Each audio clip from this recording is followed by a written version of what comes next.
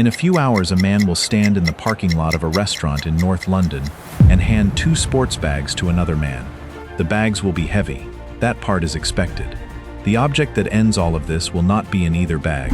It will be a single sheet of paper folded into his jacket, a list of parts, written out by hand. And the handwriting will not be his.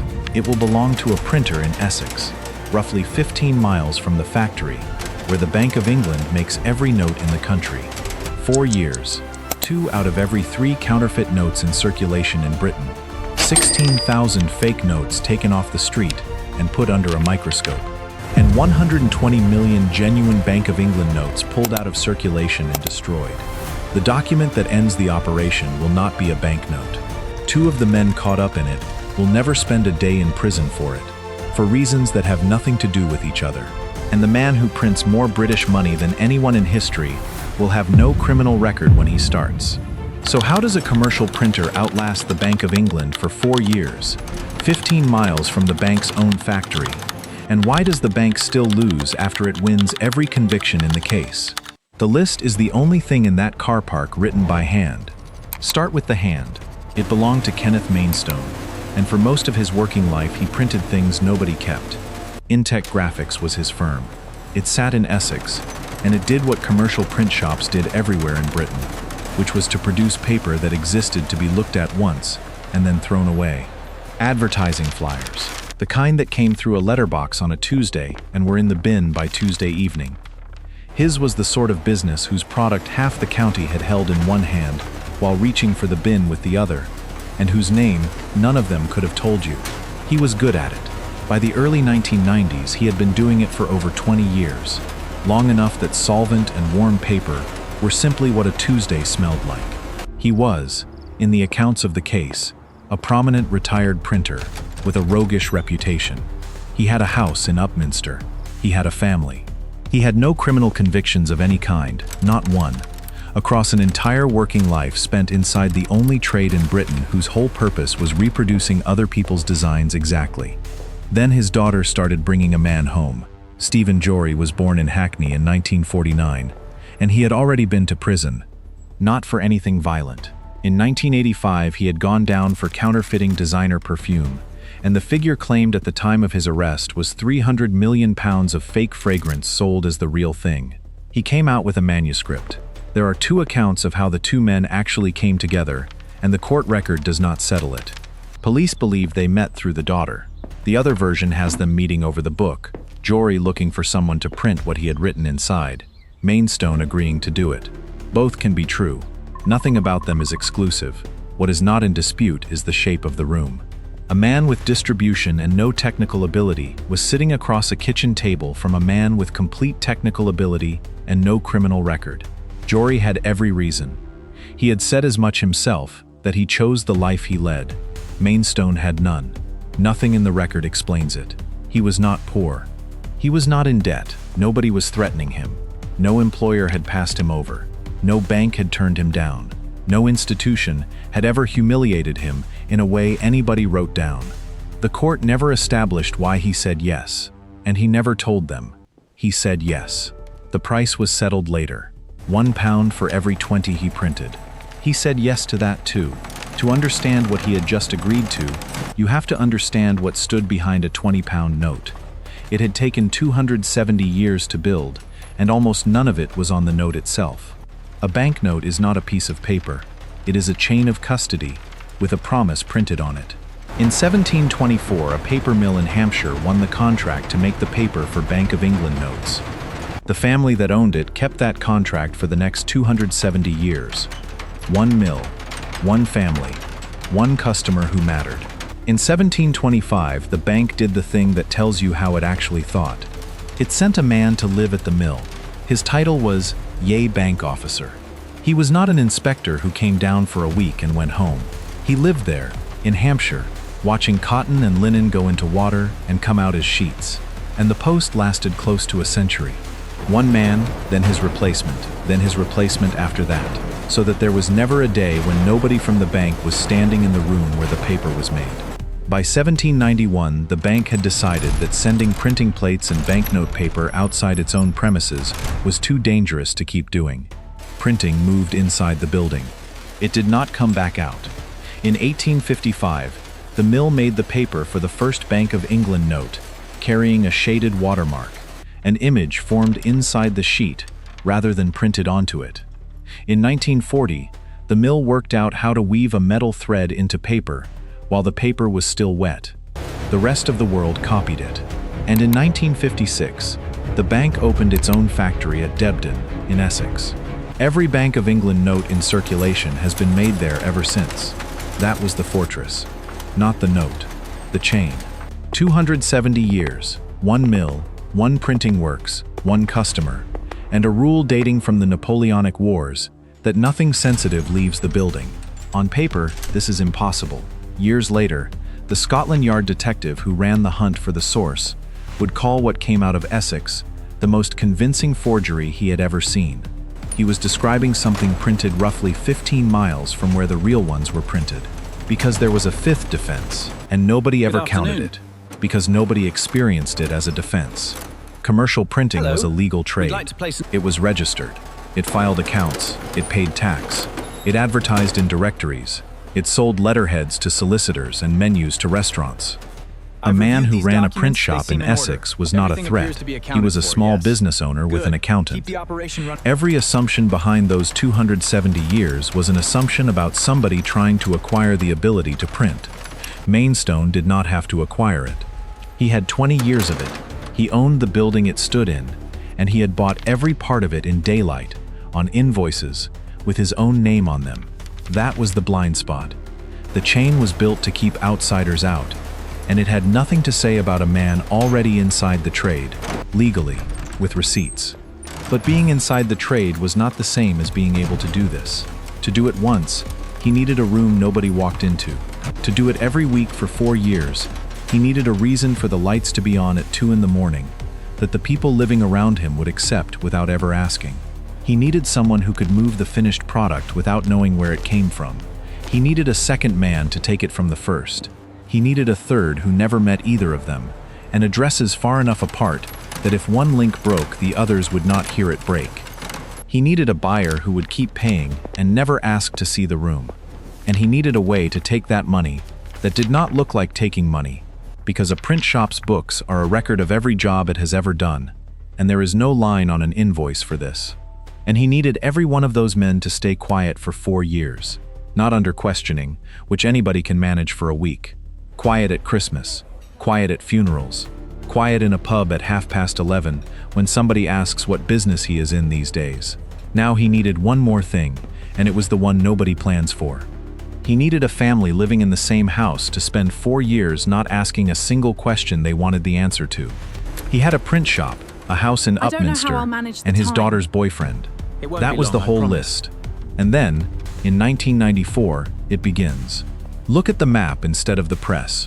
Essex, where the printing happens, in an outbuilding on Mainstone's own land, around a 4-color Heidelberg, the workhorse of mid-size commercial print shops across Britain, and a machine nobody looks at twice when a commercial printer owns one. The Isle of Wight, at Cowes, where a retired engineer named Bernard Ferrier holds stock and moves it onward. Buckinghamshire, where a toolmaker named Anthony Wilkie works on machinery at his home in High Wycombe. North London, where Stephen Jory sits on the distribution end. And Chingford, where a courier named Martin Watmouth carries things between men who otherwise never meet. 5 men, 4 counties, and not one of them holding 2 pieces of it at the same time. That is not nerves. That is a floor plan. Wilkie is the clearest measure of how far the separation goes, because Wilkie is never convicted of anything to do with banknotes at all. He is convicted of conspiracy to forge stamps and conspiracy to counterfeit protected coins. That is his entire criminal record, out of the largest counterfeiting operation in British history. It was said in court that he became involved because of the challenge of building machinery that could punch the perforations in a sheet of stamps correctly. A man joins the biggest forgery ring in the country because the little holes are an interesting problem, and he does it from High Wycombe, which in the 1990s is also the home of Harrison & Sons, the firm that prints Britain's stamps and some of its banknotes. There is nothing in the record connecting the two. They are simply the same town. Now the money, which is where the shape of this thing turns strange. Jory and Whatnoff supply the contacts, the men who can put paper into tills and betting shops without any of it tracing back. For that, the distribution side pays the production side 5% of face value. 5%, which comes out like this. A 20-pound note leaves Essex and is worth £1 to the man who made it. To earn that pound, he has to produce something the entire retail economy of Britain will take without a second look. On a machine, he has to keep quiet about. In a building, he has to explain. The distribution end carries almost no technical risk and keeps 95% of the value. The math is simple, the logistics are not, and the rest of the price is not paid in money at all. A man in his 50s runs 2 lives out of 1 address for 4 years. The second life has no holidays. It has no sick days. It has nobody he can tell, including the people asleep upstairs. There is a detail from 1995 that nobody in this story could have known at the time. That year, while the press in Essex is running, De La Rue pays £682 million to buy Portals, the mill in Hampshire. The 270-year contract, the entire paper end of the chain, bought in a single transaction. 2 sides are spending money on the same problem in the same year, from opposite directions, and neither of them knows the other one exists. And the operation does not stay with banknotes, postage stamps, gas stamps, television stamps, the small denominated paper a British household in the 1990s bought over a counter and stuck onto things. Later, at Wilkie's home, police find a steel block carrying an impression of the Queen's head and enough brass to strike £40,000 in £1 coins. Not one of those coins is ever made. Nothing is forcing any of this. No distributor is asking for gas stamps. There is no shortage of television licenses in Britain in 1996. It happens because the men doing it are tradesmen, and a tradesman who solves a problem goes looking for the next one. Nobody notices. Not yet. Between 1994 and 1998, the notes coming out of Essex go into ordinary circulation, not into vaults, not into deposit boxes, into tills, betting shops, pubs, petrol stations, the small cash businesses where a 20 does not get a second look, because 20s are what people pay with. By the end, the face value is put at £50 million. That is the figure Jory admits to. Other estimates in the trade run lower, closer to 30 million, and the honest position is that no single number is agreed on by everybody, including the men who printed them. One figure does not move. For 4 straight years, 2 out of every 3 counterfeit paper notes in circulation in the United Kingdom come from this operation. Not 2 out of 3 that get caught, 2 out of 3 that exist. Which means that in those years, a fake note passing through your hands anywhere in Britain was more likely than not to have been printed in Essex. And all of it runs on beating one test. Every cashier in the country is trained on the same check. It takes 2 seconds, it costs nothing, and it is why a small ultraviolet lamp sits beside the register in petrol stations and corner shops from Cornwall to Newcastle. Put the note under the light. A real one behaves one way, a fake one behaves the other. These notes pass.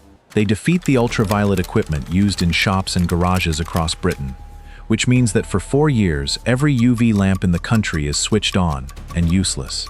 And the strange part is that none of it looks like anything. A woman slides a 20 across a counter on a Friday evening.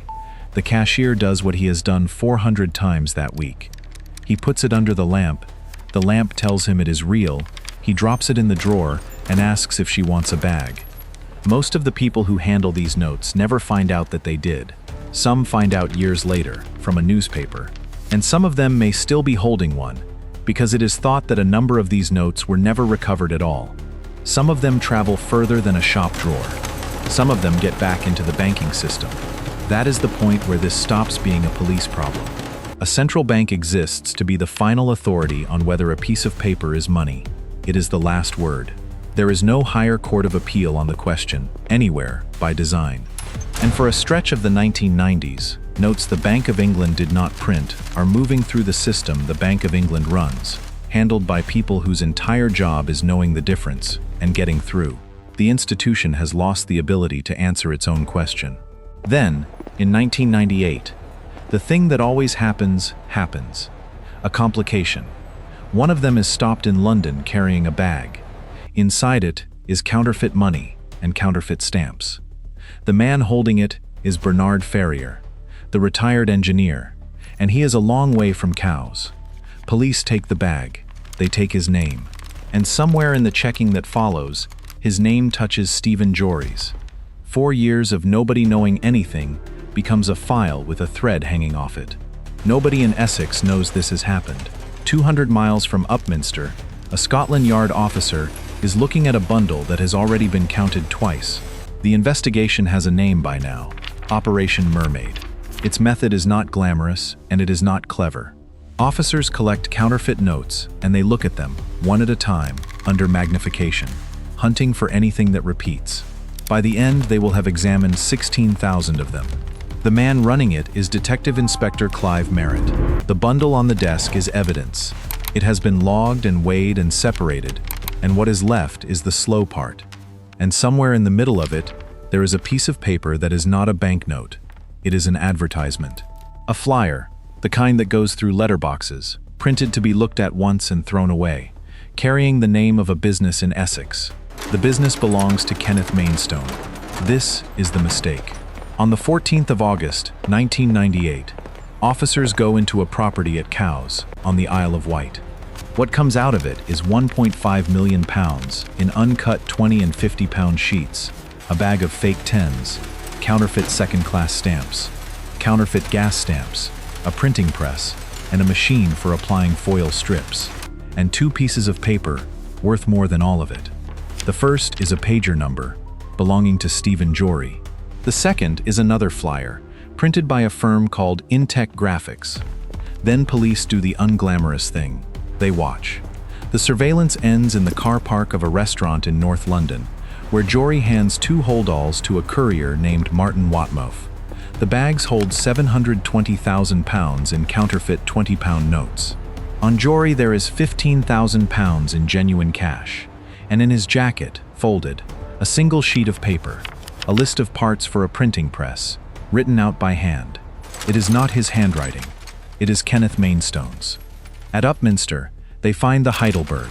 They find the color separations for the note, 17 of them, indexed by hand. At High Wycombe, they find Anthony Wilkie's perforating equipment, the steel block with the Queen's head and the brass. 270 years of chain of custody. 1 mill, 1 printing works, 1 policy older than the railways. And not one layer of it is what finds these men. What finds them is advertising material. The one category of printed paper on Earth that exists specifically so that strangers will look at it. Everything after this is arithmetic. At Winchester Crown Court, in front of Judge Michael Broderick, the case came apart into 6 men and 6 different endings. Kenneth Mainstone went to trial. His defense was that he believed the press was being used to print pornography. The court did not accept it. On the 22nd of December 1999, a jury convicted him of conspiracy to counterfeit currency notes with intent and conspiracy to forge stamps. He was 61 years old, and he had no criminal record when it started. Stephen Jory pleaded guilty and was sentenced to 8 years. Mainstone got 12. The longest sentence in the case went to the only man in it who had never been convicted of anything before. Anthony Wilkie was convicted of conspiracy to forge stamps and conspiracy to counterfeit protected coins, 3 years and 9 months. Martin Watmouf admitted possessing counterfeit notes with intent, 3 years. Bernard Ferrier had already pleaded guilty. He died of cancer before he began his sentence. And a 6th man, Edward Burns, 67, who prosecutors alleged had supplied paper for the notes, was acquitted. That is the criminal ledger, and it is a clean result. Everything that was charged and stuck. The other one is the ledger nobody won. On the 22nd of June 1999, 6 months before that jury returned, the Bank of England issued a new £20 note, Edward Elgar on the reverse, 3 new security features, a foil hologram, an ultraviolet feature, and micro-lettering. The bank did not wait for the verdict. It could not. On the 26th of January 2001, it announced that the Faraday 20 was being withdrawn and that legal tender status would end on the 28th of February. There were over 700 million £20 notes in circulation in Britain at the time. Around 120 million of them were Faraday notes. 120 million. Every one of them genuine. That is the official version. It is accurate, and it contains no figure at all for what any of it cost. The Bank of England has never published one, which leaves this. The only monetary total anyone in Britain can cite for this case, £50 million, is a number supplied by a defendant. And on the cover of the book that defendant wrote in prison, the number is 5 billion. A handwritten list, an advertising flyer, a £20 note. Two of them brought down the third. And of the third, the Scotland Yard detective who spent 4 years looking for its source said this: "The most convincing forgery I have ever seen.